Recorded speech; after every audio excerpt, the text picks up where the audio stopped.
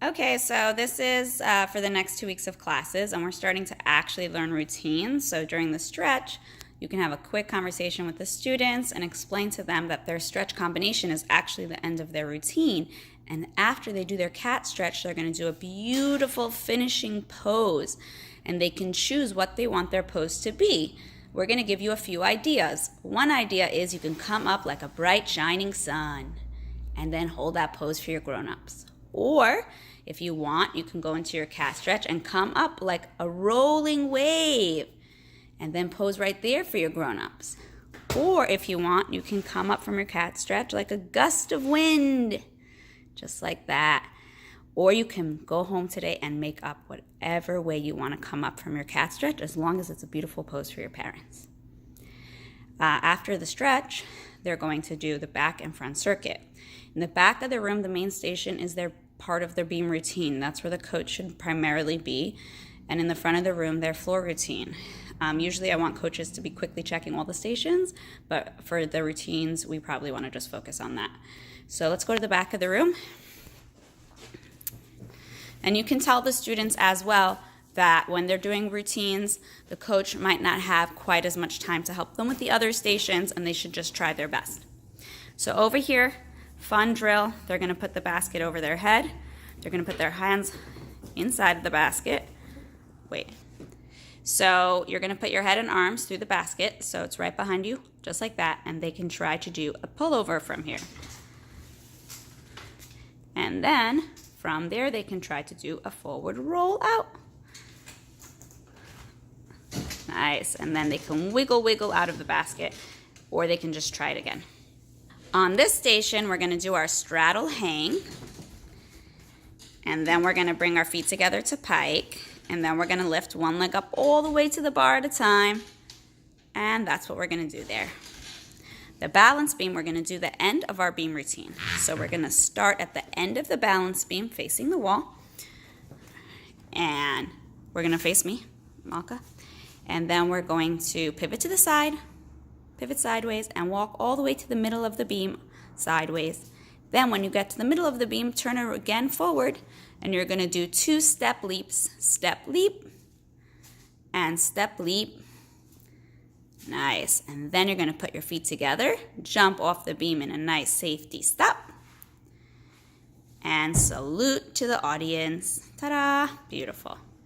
Then we're going to come to the small bar, and we're going to do a front support roll on the small bar. And we're going to roll forward, but we're not going to splash into the ocean. First, we're going to bring our chin to the bar and count to 3. It's hard. 1, 2, 3, and then splash into the ocean. And the last station, we're going to work on our hollow to arch front support. Please make sure when you're holding on the bar to be careful not to hold on too tight. If you feel like it's jiggling, stop for a second because the bar could come off the wall. You're going to go into a hollow body, belly, nose down, and then you're going to break your feet up really high and do an arch. And we have 2 size balls because if for bigger kids they're going to need the green one. Smaller kids can use the purple. We're going to go from hollow to a nice arch. Hold that arch for 1, 2, 3, 4, 5, and then come down and try again. That's what we're going to do on the trampoline. Again, the beam routine is where the coach should be stationed. In the front of the room, the coach would be stationed at the floor routine.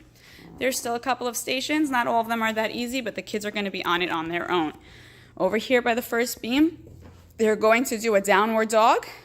Then they're going to do a nice big tiger tail.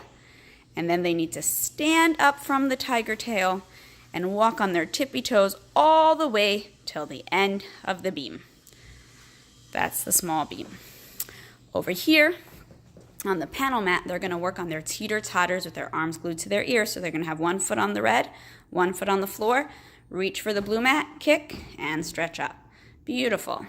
Another teeter-totter station over here, they're going to put their hands on the floor, their feet on the barrel, and their head should press into the purple mat. Make sure your head is pressing in. And then they can pick up a foot and do little hops up all the way or halfway or part way, and then come back down to the mat.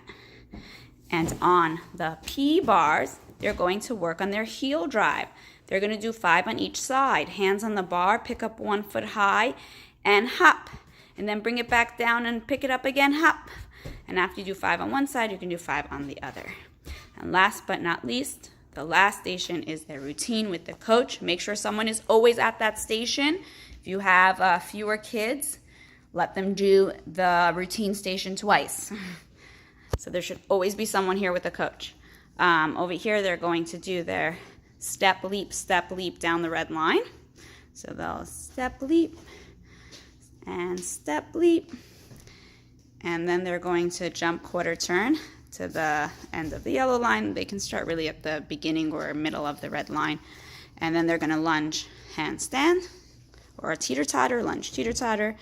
And then they're going to put their feet together right by the white X in the middle of the yellow line. They're going to turn and they're going to do a big lunge and cartwheel. Stretch up tall. Beautiful. That's the last station. So just remember, you can remind the kids at the end of class that these routines are going to be continued the next week. We really want to make sure that the routine type stations are down pat, because the next week they're just going to do full routines on all 3, floor, bar, and beam. And if they are not fully prepared, it's going to be tough.